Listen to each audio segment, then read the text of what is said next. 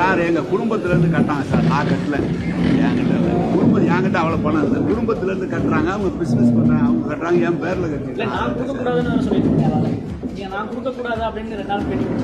அப்புறம் வேற எப்படி சொல்ல சொல்லுங்க? அது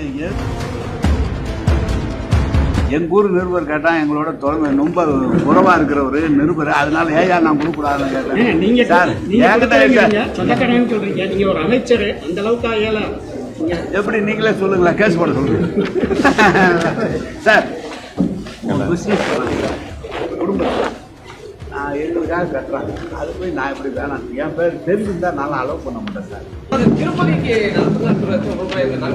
சார் எங்கள் குடும்பத்திலேருந்து கட்டாங்க சார், நான் கட்டல.